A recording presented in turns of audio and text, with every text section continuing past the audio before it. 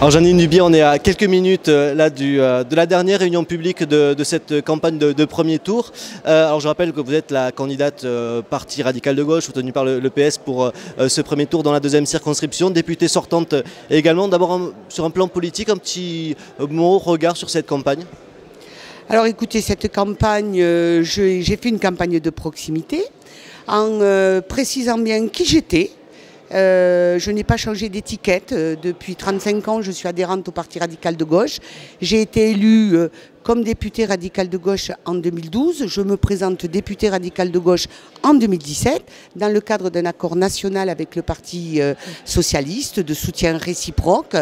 Et je m'inscris dans une majorité parlementaire qui se créera après le 18 juin dans l'hypothèse où je suis élue, puisque je ne suis ni Front de gauche ni Front national, qui sont les deux partis qui se situent en opposition.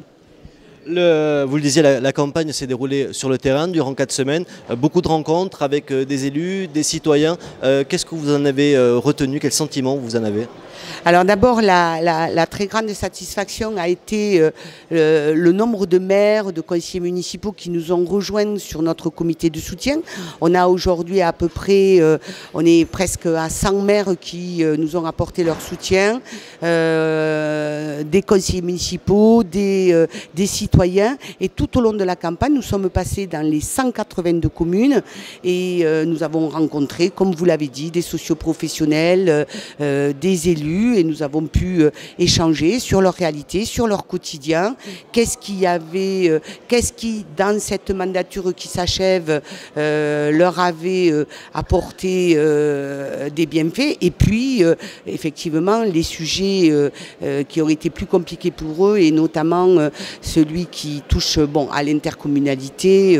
Voilà, maintenant cette intercommunalité elle existe, il faut y mettre du contenu. Je pense qu'ils sont sur le bon chemin. Ce que je voulais dire aussi au niveau des citoyens, ce qui préoccupe énormément, c'est l'aménagement numérique. Voilà.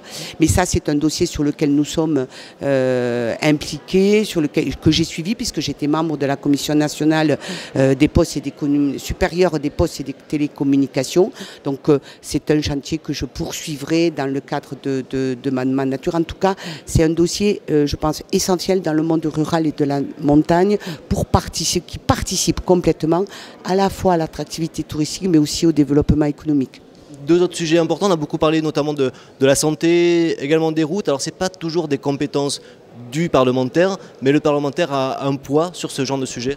Alors moi je n'utilise pas le terme de poids. En fait ça dépend de la conception qu'on a du parlementaire. Bien sûr que le parlementaire il est là d'abord pour élaborer la loi et contrôler l'action du gouvernement, mais comme il est élu sur une circonscription avec des citoyens qui l'élisent, ces citoyens ils entendent aussi que le parlementaire s'implique dans la vie de la circonscription, voire du département. Donc on a effectivement un dossier relatif à la santé qui est la reconstruction d'un centre hospitalier entre Tarbes et Lourdes. C'est un dossier que je suis depuis que je suis élue. J'ai encore eu Madame Cavalier qui est la directrice générale de l'ARS. Ce dossier est reparti. C'est un dossier qui est prioritaire, qui est en haut de la pile dans la région Occitanie. Maintenant, il n'y a pas de financement. Il faut continuer à écrire le projet médical, à calibrer le projet et ensuite à trouver la zone de construction. Et mon inquiétude, je l'ai traduit à Madame Cavalier, je souhaite vraiment que les services de l'État se coordonnent de façon à ce qu'on vérifie que sur le terrain pressenti, on n'ait pas de contraintes environnementales ou de contraintes liées à la biodiversité qui pourraient encore retarder ce projet plus longtemps. Et je dis ça parce que l'autre sujet, c'est le contournement du Marquisat, contournement de la partie qui concerne le Marquisat jusqu'à Lourdes.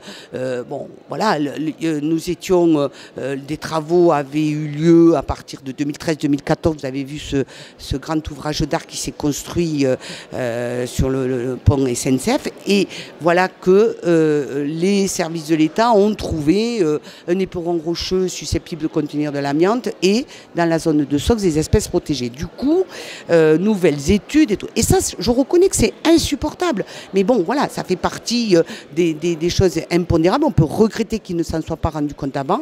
En tout cas, avec Michel Pellieu, parce que là aussi, j'étais en accompagnement, mais aussi avec Jean Glavany. Nous avons rencontré 2 fois le ministre, en décembre de 2016, en avril de 2017. C'est un dossier qui avance. Il y a un comité de pilotage qui aura lieu en juillet.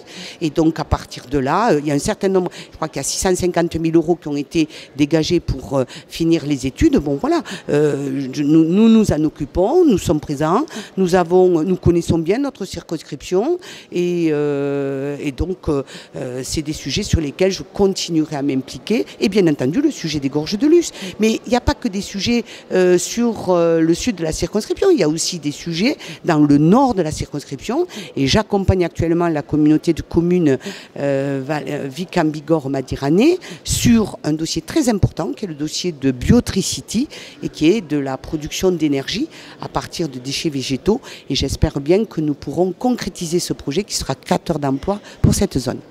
Pour terminer, le premier tour arrive dans quelques heures, quasiment maintenant. Comment vous le sentez, le ressentez? Qu'est-ce que vous en attendez? Écoutez, moi je suis sereine, je fais confiance aux électeurs. Je pense que le travail que j'ai réalisé pendant 5 ans a pu être constaté à la fois localement mais aussi nationalement puisque le journal Capital a sorti un classement des députés les plus travailleurs.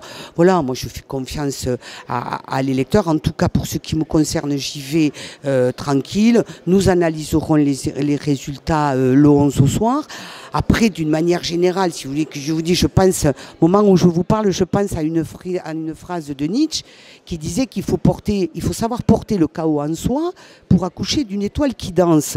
Eh bien, aujourd'hui, le chaos, nous y sommes. L'étoile qui danse, l'histoire reste à écrire.